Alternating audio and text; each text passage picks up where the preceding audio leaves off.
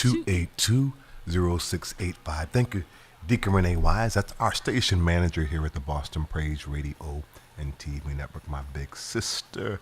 I am Pastor Franklin Hobbs, and you are tuned into another segment of Healing Our Land's live interactive broadcast exclusively here on the Boston Praise Radio and TV Network. Our broadcast schedule is Wednesday and Friday, 4 p.m. to 6 p.m. Eastern Standard Time. You can call in live on the air, 617-282-7794.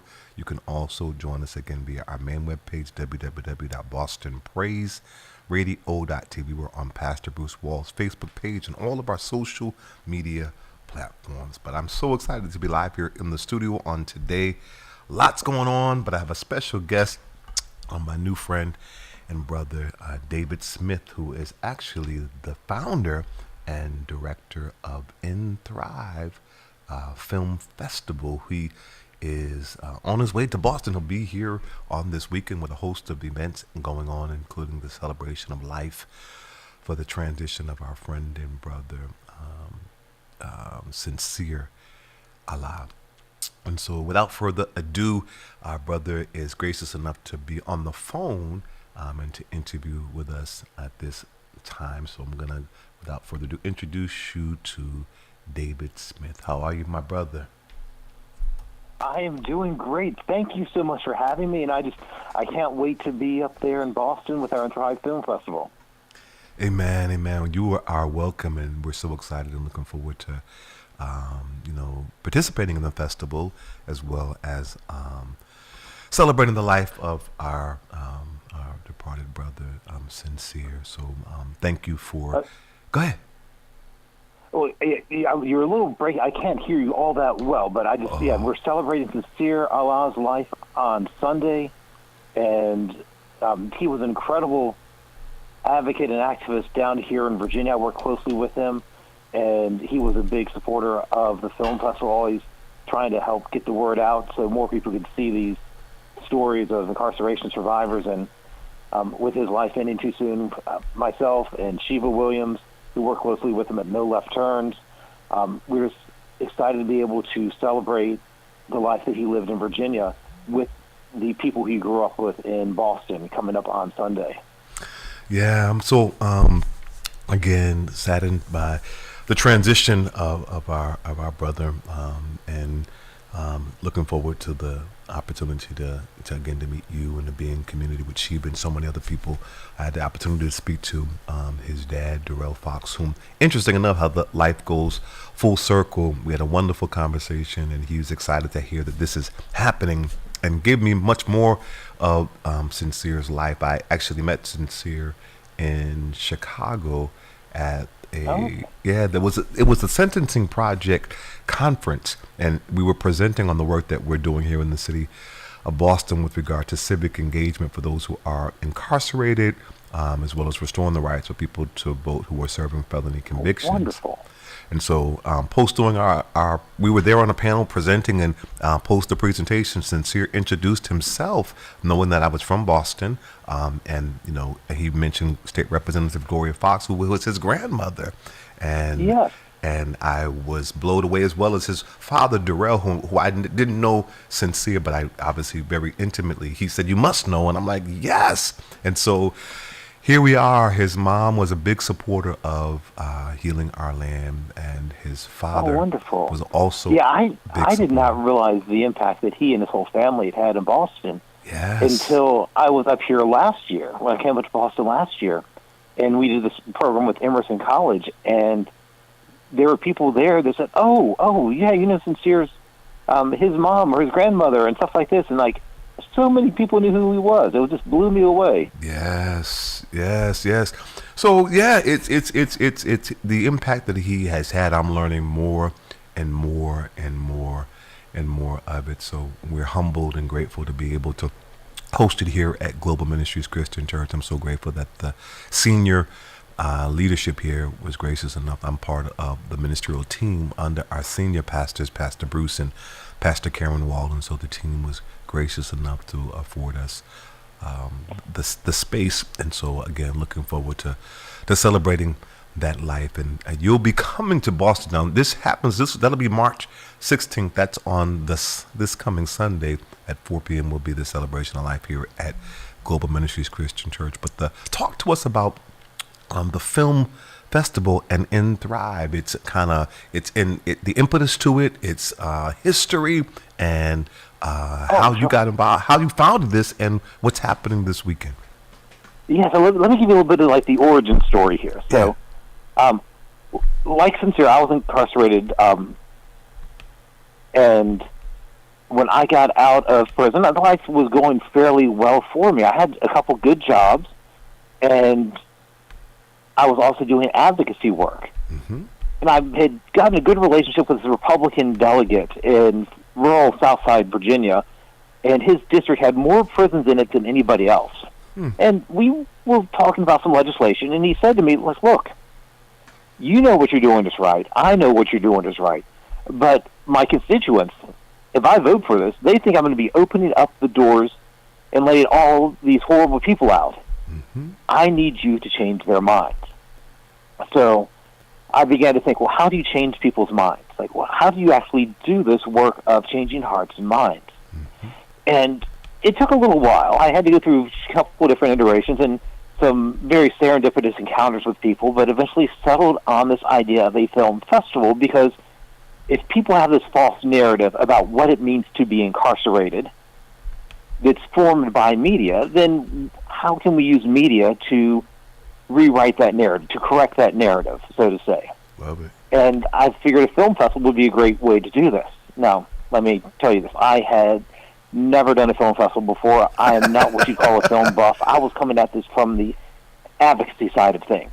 Wow. So I started calling around to people. I started reaching out, and no one was doing anything like this at the time. But I had met several people, several festival directors who really believed in what I was doing, and they really guided me through that first process of our first year. Our first event was about 3 years ago in Richmond, Virginia. 3 years ago. And that first event was nothing like what I intended. I wanted to get all these policymakers. I'd worked in the State House for a little while. I wanted to get all these policymakers together, see these films, change their hearts and minds. That didn't happen. But what happened was we got all these people from the community, all these people who survived incarceration, all these people who were working to support people who had been incarcerated, all these people who had loved ones who had been impacted by incarceration. And they got to see these films on the big screen, which were really celebrating the lives of people just like their loved ones. And it just blew people away. There was so much hope and so much power in that room. And I saw nonprofit leaders who had never worked together start launching new ideas. I saw a guy who had survived incarceration and was an artist. Now he saw his very first piece of artwork. And I was like, this is incredible. How do we keep this going? So we did a couple more that first year, one in very liberal Northern Virginia, and then one in very conservative Southside Virginia. And we had a great attendance, great connection with people on both sides. And I was like, this is something we can do.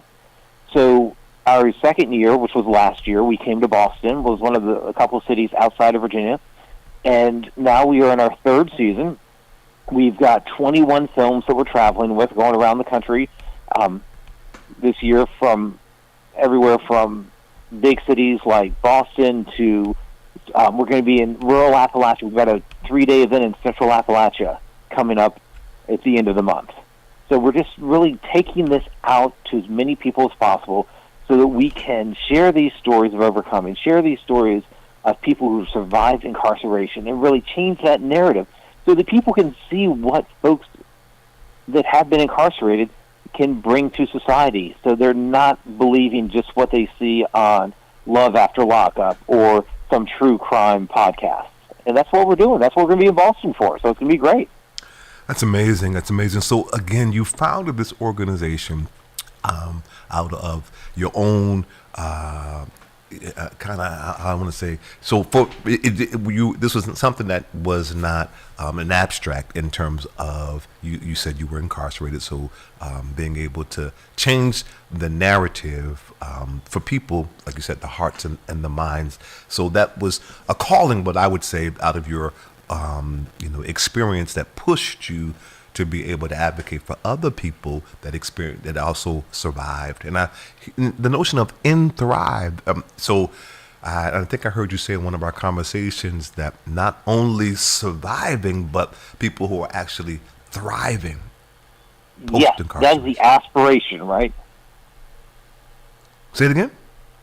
So that's our aspiration. Okay. You go from incarceration to thriving. Mm-hmm. Mm-hmm.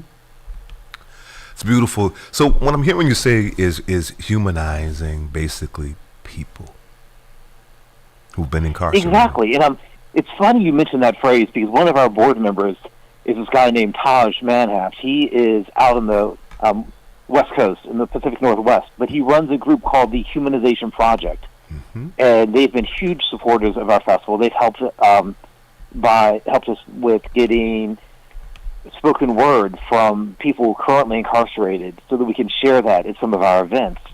And that's really what it's about. It's about humanizing, right? We want people that have not been impacted by incarceration to see the beauty of the folks that have had that impact, so they can see beyond whatever the headline was or whatever is on someone's rap sheet or whatever someone's probation restrictions are, and actually see the person that's before them. It's outstanding. It's outstanding. So how often, the In Thrive Film Festival, so these are films, and the films, are they films that you can only see when they're in the city and they're at the specific venue, or are there other ways to be able to see them, or is it just when the festival happens? Are there archives, some kind of a place? Yeah, so if you go to our website, inthrivefilmfestival.org, you'll see there's a page with all the films from this year and our previous 2 seasons. Okay. And some of them are available online, and you can go there, you can watch the films, and some of them you can even share within your groups if you want to show some at your church function or a small group you have. A lot of them are available that way. Others are not freely available like that. You have to come to the festival to see them. But yeah, our goal in this is it's not just about film, it's about creating community. So we want people to come for the film, invite those friends that might not have ever taken a step in this justice area or might be a little hesitant to support ex-cons or whatever you want to say, right? But a film is a event that someone can attend that is a very low bar for engagement. You can just sit in the back of the theater, right? You don't have to talk to anybody. But my hope is that when someone shows up that's like that just wants to see what's going on, and they're sitting in the back of the theater, then they'll be moved by these films they're seeing on screen, and then they'll connect with some of the community organizations that we'll have at each of our events.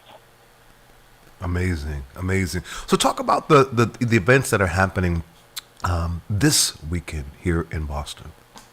Yeah, great. So we've got some great events happening in Boston, some that are open to the public and some that are closed events. We are kicking off things on Monday. We are going up to Norfolk, MCI, the prison up there in Norfolk, and we're going to be doing an event up there in collaboration with Emerson. And all this is with Emerson Prison Initiative. Emerson College has been an incredible support of ours here in Boston. So we're going to actually be bringing films to those guys that are locked up at Norfolk. Wow. And I just love going into prisons because when I was locked up, any time when you'd have someone from the outside come in, that was just a powerful moment because it was a reminder that people on those other sides of the wall, on the other side of the fence, still care about you. And that's just, it helps to keep you motivated. It helps to keep you on that right track as you're making your way through that time you're serving. So that's what we're doing on Monday. Then on Tuesday, we've got a full day of films being shown at the Paramount Theater in downtown Boston on the Emerson campus. We start off at 10 a.m. and go all the way through 6 p.m. And you can go to our website, inthrivefilmfestival.org/Boston, and you can see the whole schedule there. But we've got an incredible selection of films, and we're going to be having some of our filmmakers that will be doing virtual Q&As after the films. To give you all a little sampling, I'm really excited about our first block. This is the early morning block, 10 a.m. I know that's not going to work for everybody, but we have the very first visual album by an incarcerated female artist. So think part documentary, part music video. And the artist's name, her name's Alexis B. She's from down in South Carolina, and she just brings this powerful soul and R&B music that really speaks to her experience, both incarceration as well as the struggles that life brought her before incarceration and the struggles that her incarceration has caused others. Really powerful piece there. And we're going to have a discussion afterwards with the co-executive directors of Freer Records, and that's the organization that created this. It's her label, and they work exclusively with folks who are currently or formerly incarcerated. So they're working with musicians all over the country that are formerly and currently incarcerated, and they are just creating some powerful, powerful music videos and albums coming out of there. At our noon block, from noon to about 2 o'clock, we're showing this incredible documentary called And Water Brings Tomorrow. It's an expansive look at what incarceration survivors are doing around the country to reimagine carceral spaces. And this is, okay, this used to be a prison. How can we use it now to actually give to the community instead of extract from the community? Love it. And it's really inspiring. I think there's some from New England that are highlighted in there as well. It's just an incredible, expansive documentary looking at all these different ways that we can reimagine carceral spaces. Then for our final 2 blocks at Emerson in that afternoon at 2 p.m. and 4 p.m., we've got 2 big collections of shorts. These are all films that are less than 20 minutes long, and we're going to have panelists virtually with us, some of the filmmakers virtually with us after each screening, and that'll be an incredible time just to come out and see the diversity of filmmaking that's coming from incarceration survivors, and to actually be able to hear from several of the filmmakers as well. And then we wrap everything up that night at the Old Haley House Cafe down in Roxbury at 7 p.m. We're going to be showing a couple films there, including one that is actually a Boston film all about Haley House. Wow. And we'll have a couple hours of film and conversation there. So it'll be a wonderful way to wrap up your Tuesday. That sounds amazing. My only challenge hearing that incredible itinerary is like is choosing like which one. I want to go to a mall. Like I want to spend the whole day. Man, I feel it. That I mean, really. All of the it's so full. It's not just. I love that you're engaging community. I love that everything that you just detailed, and really I could easily again if I had the availability to stay.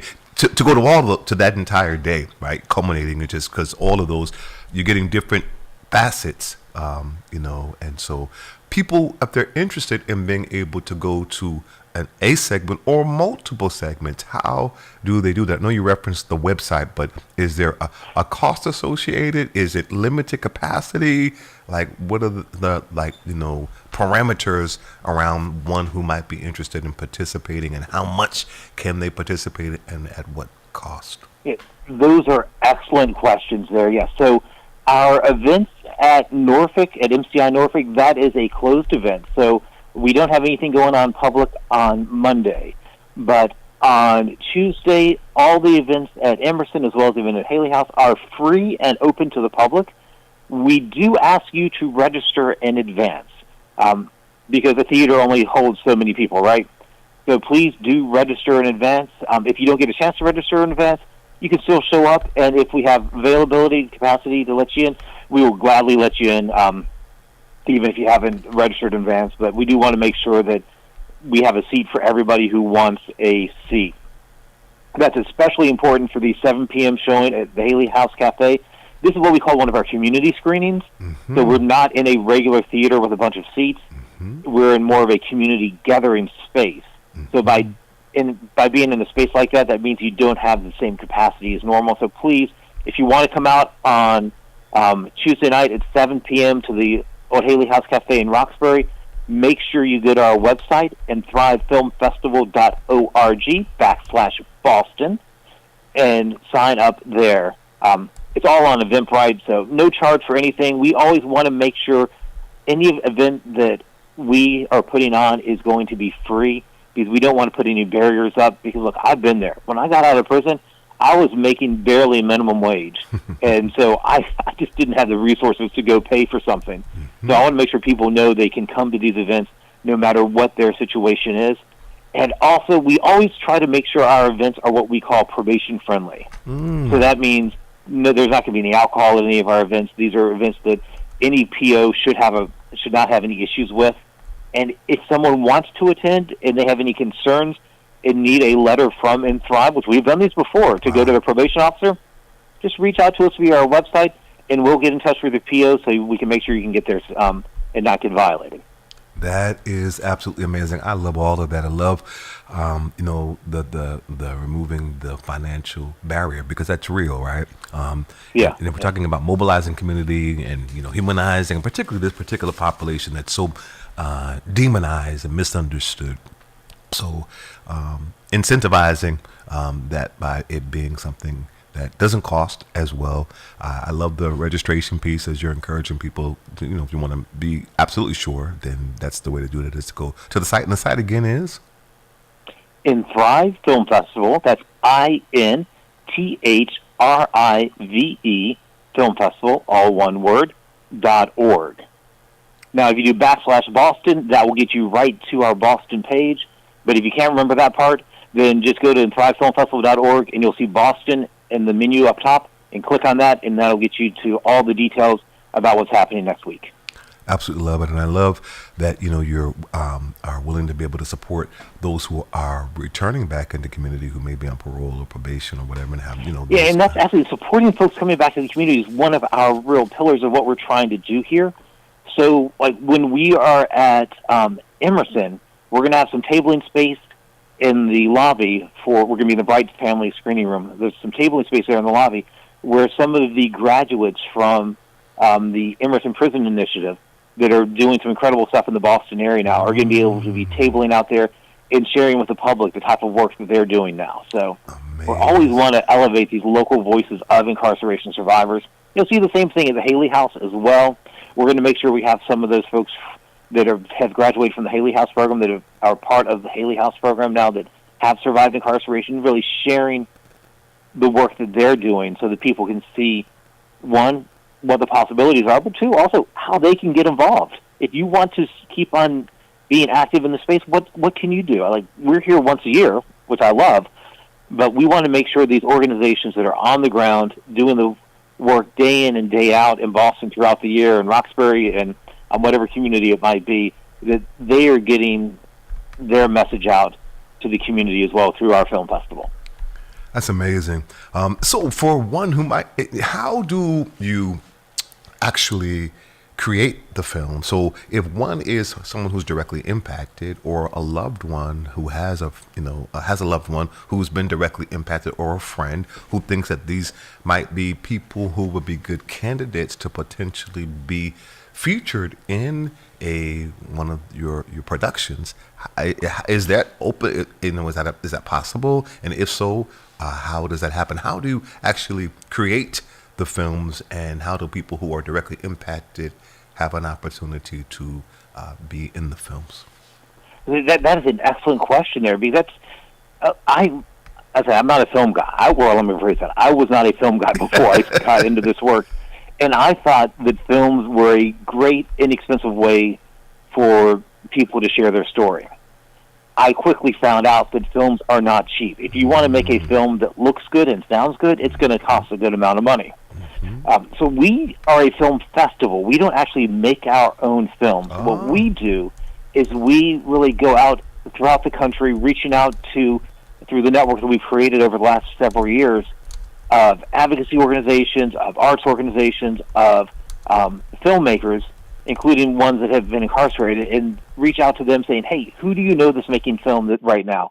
Who do you know that's either directly impacted, that's a filmmaker, or that is really giving voice and allowing that authentic voice of incarceration survivors to shine through their film.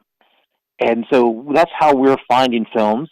If you are a local Boston filmmaker and you have a film, if you're an incarceration survivor, if you're really telling those stories of incarceration survivors, then you can definitely submit your film. Filmfreeway.com. Look up and Thrive Film Festival there. There's also a link to it from our website.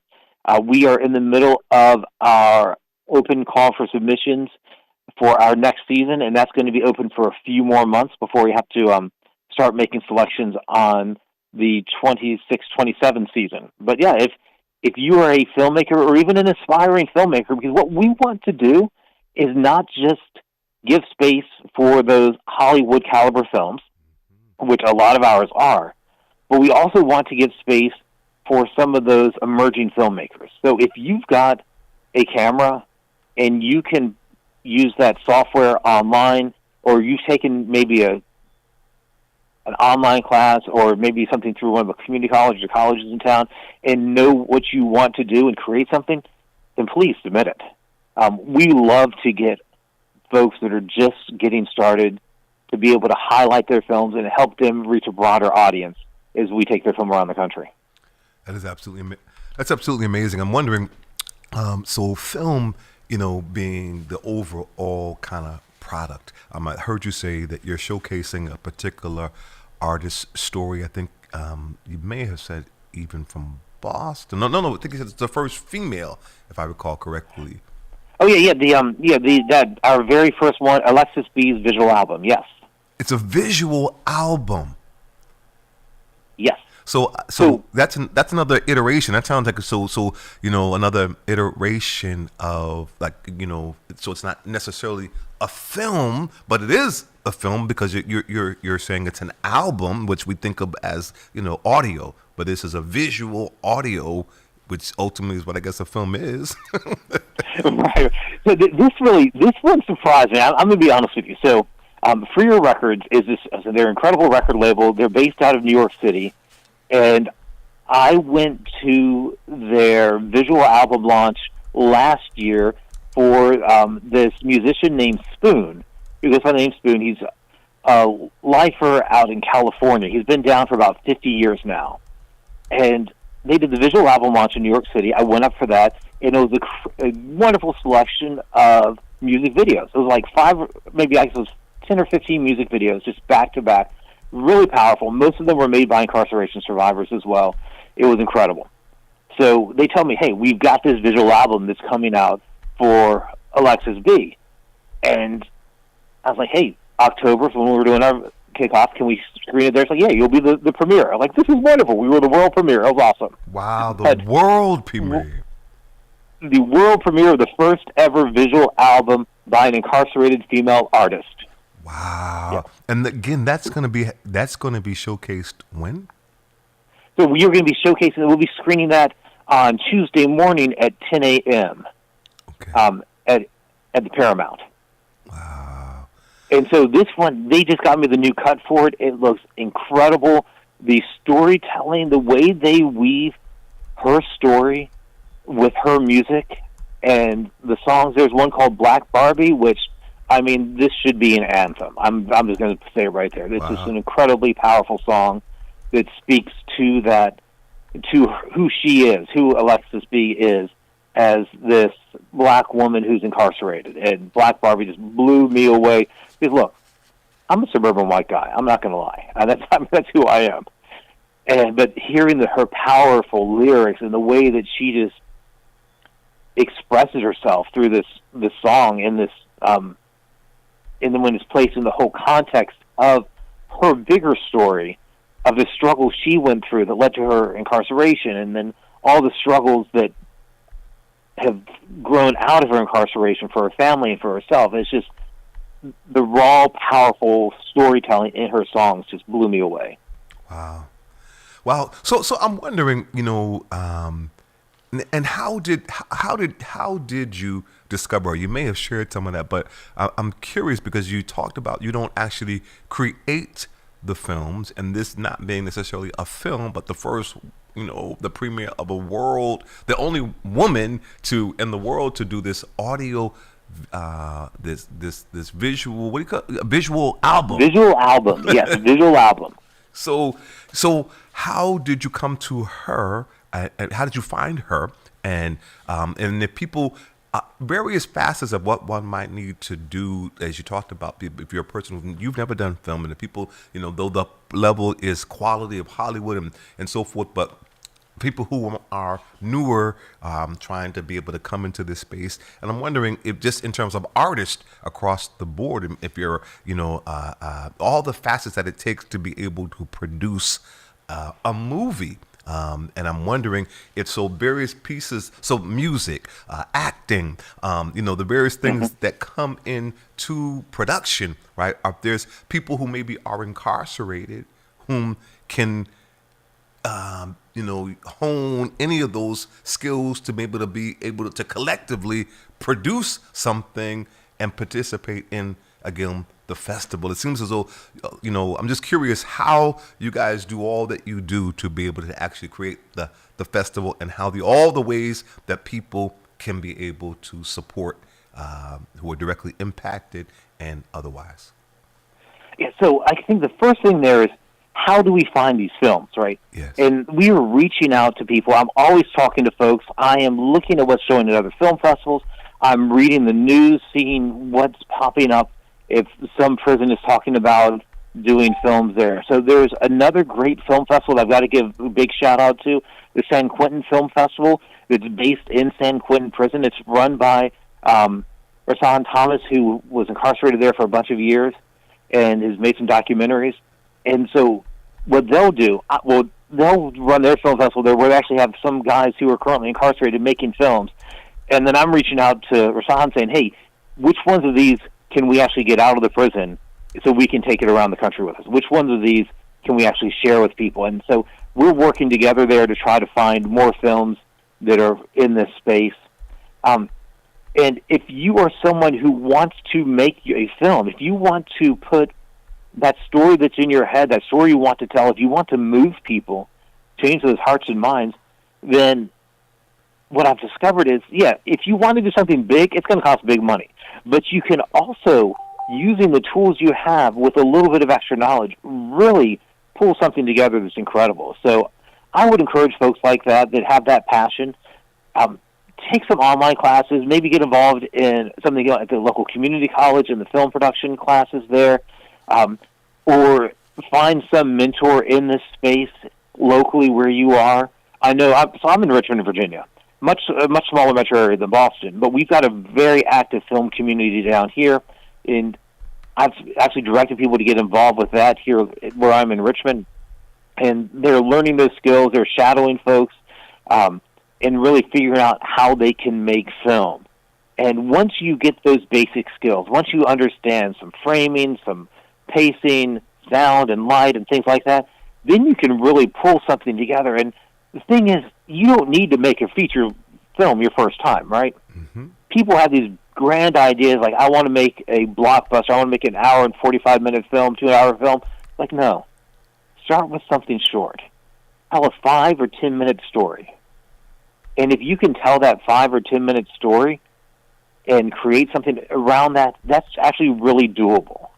I mean, it's still going to take you a while, don't get me wrong. I've seen folks work days and days and days on a 5-minute short, which is, once again, incredible. I didn't realize it took that much work.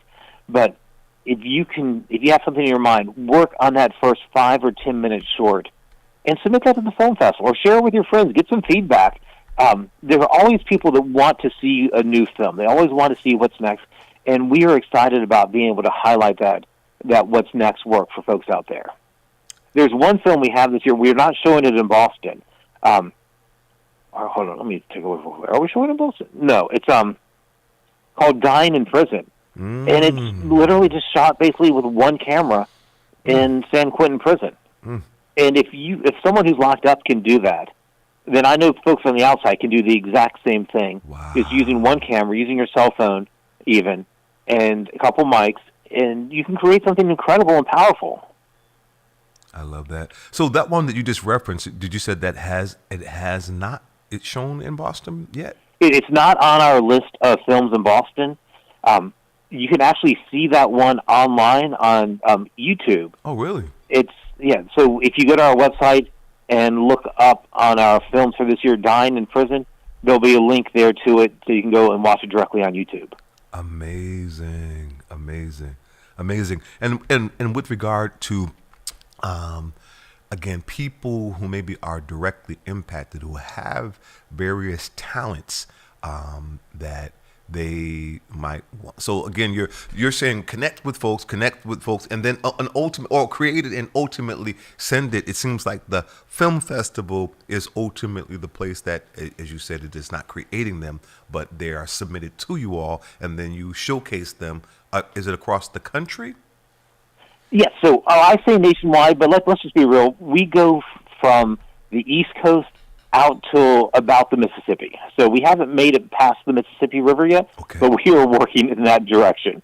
Amazing. So this year we've got film festivals in Maine, Boston, a bunch throughout Virginia, Indiana, and South Carolina. I think that's, yeah. And then we've got Kentucky. And then a bunch in Virginia, which of course is our home state. So it's easier for us to do a bunch in town there. So when they submit a film, when the film gets included in the festival, then we are able to take that around.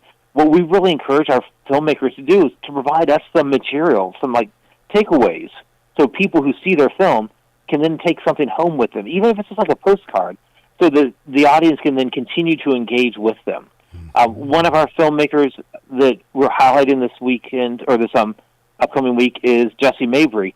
She's out of Atlanta, and she's created this incredible short film called The Candle, which focuses on, it's a really dramatic monologue of sorts, focusing on the impact of incarceration on children.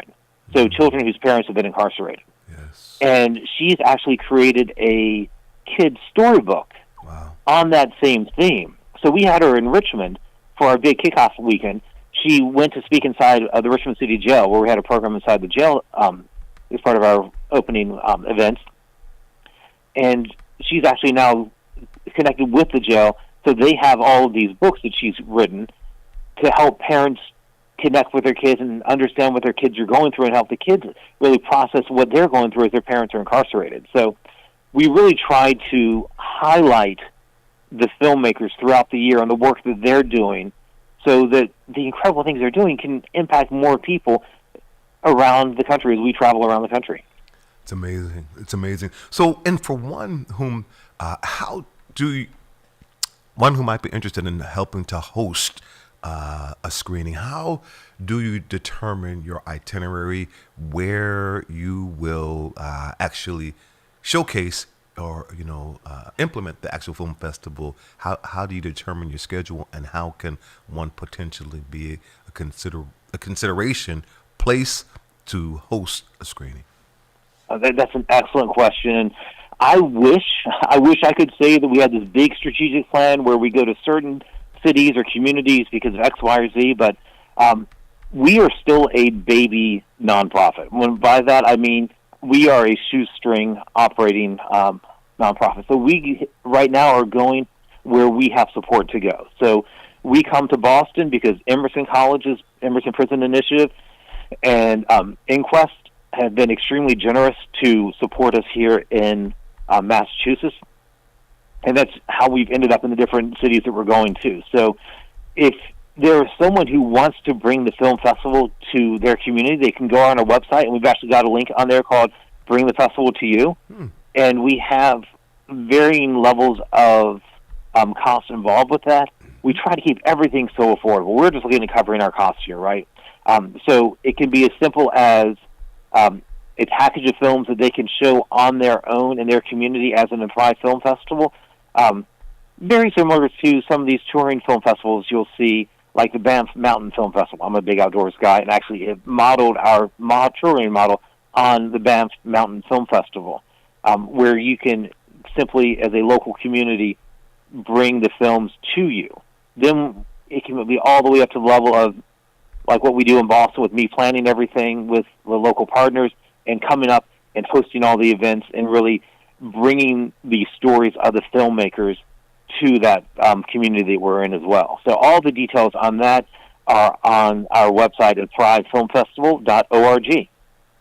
Amazing, amazing. So I'm sitting here as I'm looking on the email where it says you can, as you talked about, you can submit a film. It says have a film, and for people whom are interested in being able to support the film festival, as you said, it costs resources. And is it a nonprofit organization or is it a for-profit organization? We are a nonprofit. We're a 501c3 registered in Virginia. So if there are folks that are interested in supporting us, we will gladly work with you to find a way to honor your sponsorship and honor your support so that people know that you're aligning yourselves with this work of incarceration survivors. We are also always looking for volunteers. There is a lot of work that goes on to making these tour stops around the country happen, and we could always use more help.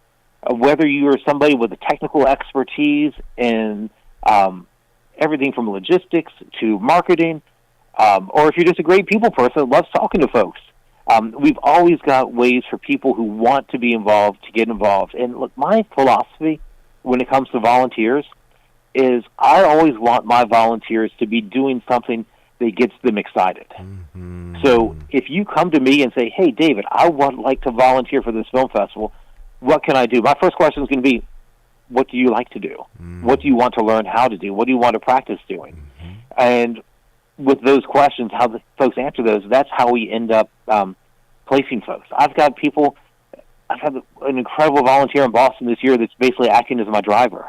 And I could not be more thrilled. Wow. She's also doing photography for us as well.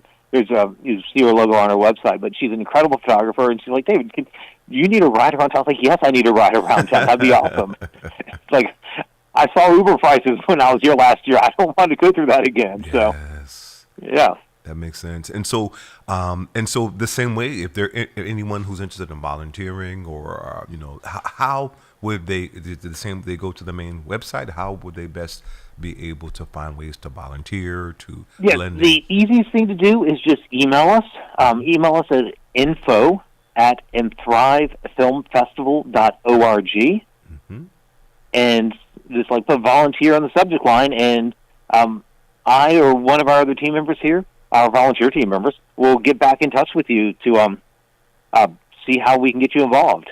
Beautiful. And with regard to I also want to tell you, we have an incredible volunteer group here right now. I've got an incredible board, all made up of incarceration survivors. Wow.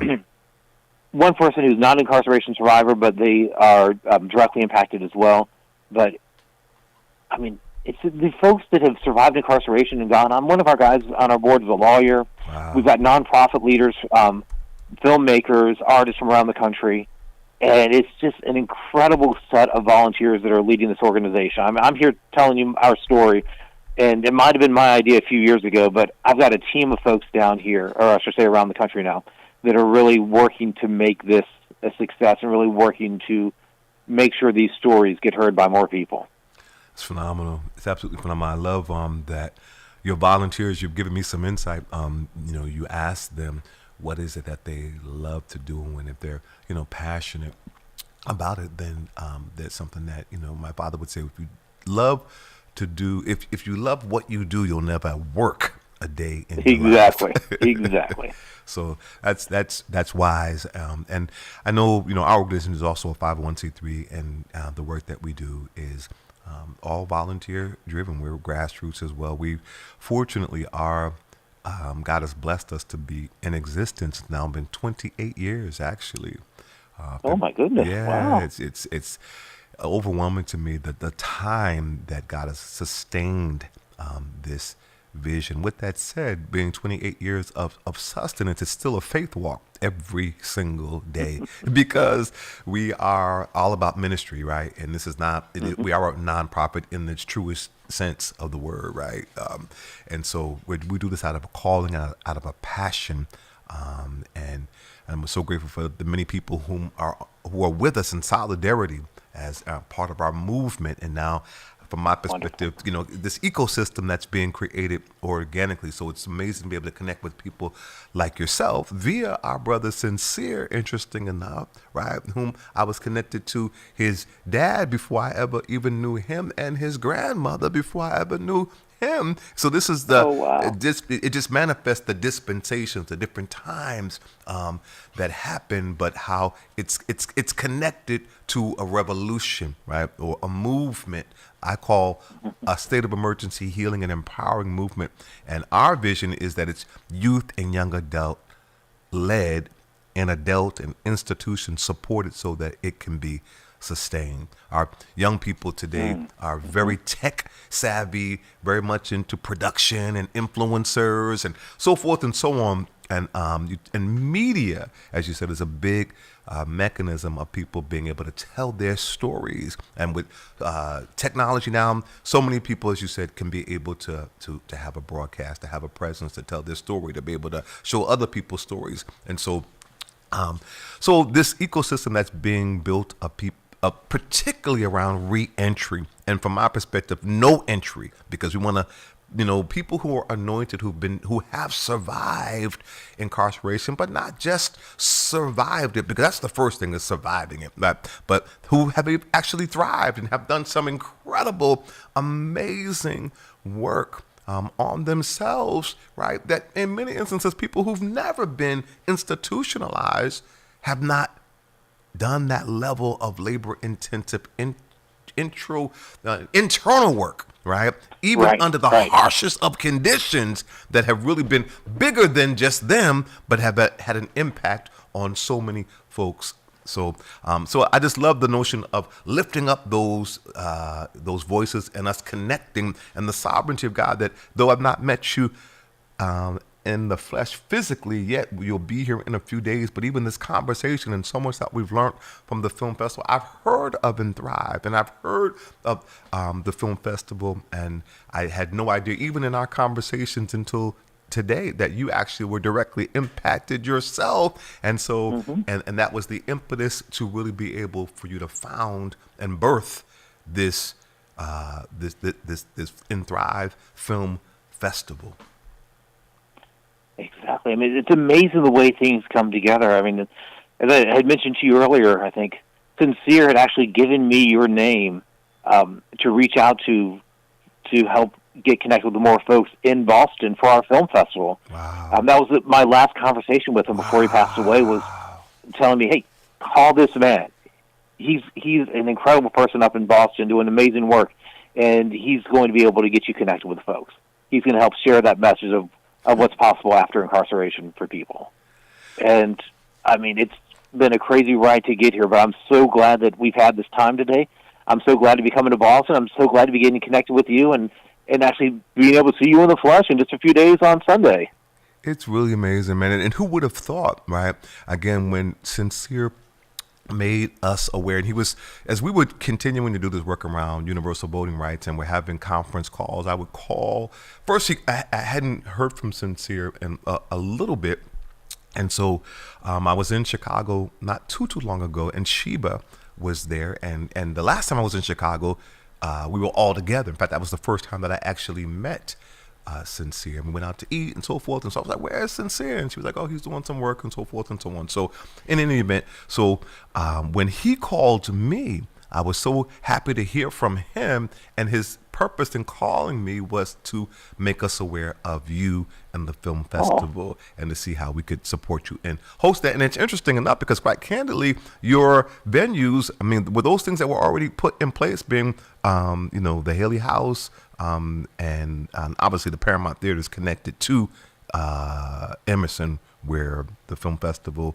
is. Is that where it's hosted consistently? In Boston, yes. So, yeah, Emerson College there has been an incredible supporter.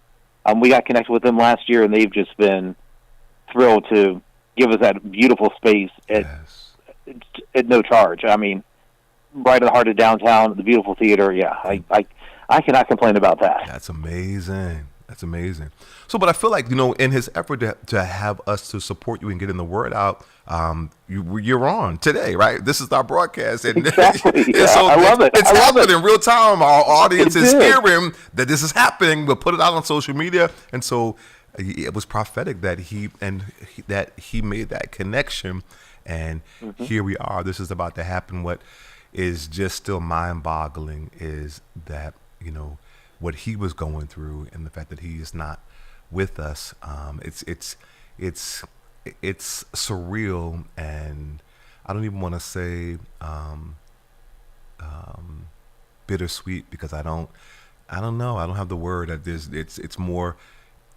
I'm still trying to wrap my head around processing it all. Yeah. Honestly, but I will say that I'm humbled that we will have this community space to be able to celebrate his life and his legacy.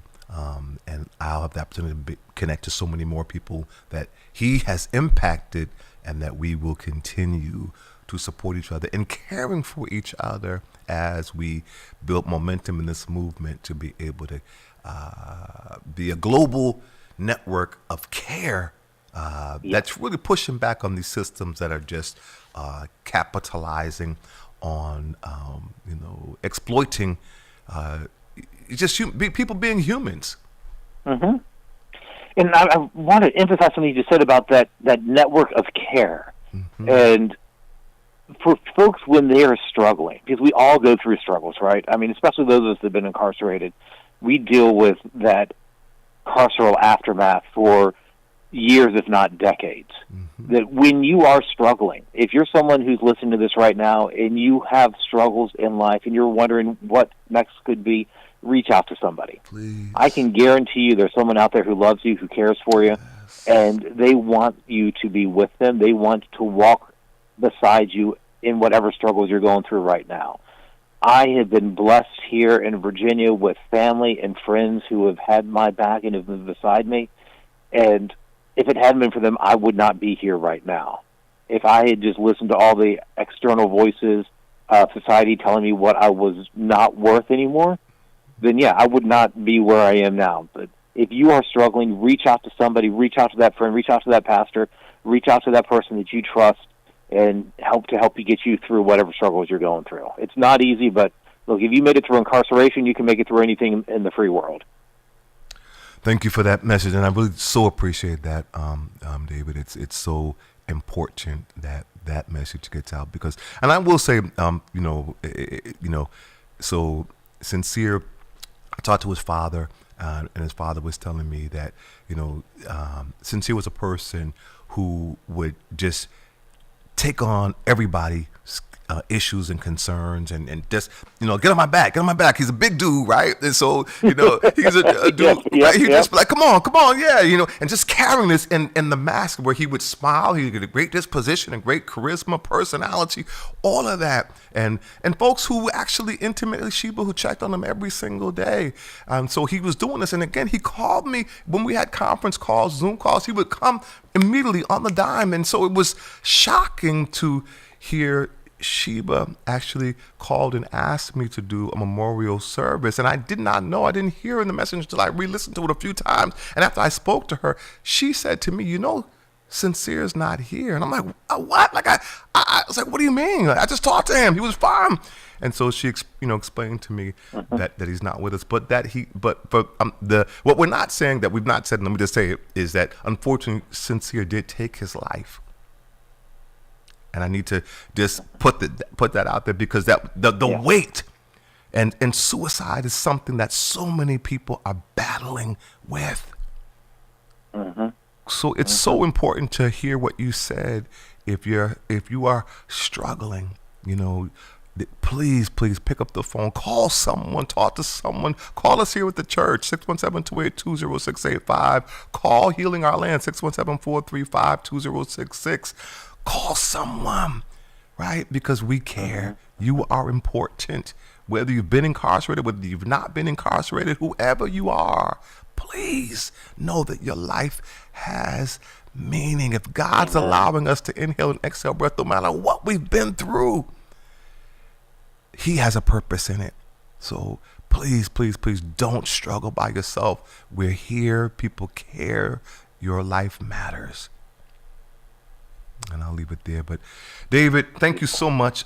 Really, it's been a privilege to meet you on, electronically, now to, have our phone conversations. And I so look forward to meeting you physically in the flesh on Sunday evening and celebrating the life of our friend and our brother Sincere, as well as participating in the film festival. Thank you so much for this time. Thank you for those wonderful words there at the end, especially that last few things you said are probably the most important of everything we've talked about here. Let's just be real. But thank you for creating space for us to share about the Thrive Film Festival, and I can't wait to be in Boston on Sunday. Thank you, David. Likewise. Take good care, my friend, and thank you for taking the time to be able to educate me and our listening and viewing audience and just sharing your life and your vision. My pleasure. I enjoy this. You're an incredible host. Thank you so much for doing this. You're kind. Take good care, my friend. You too. Thank you. Bye now.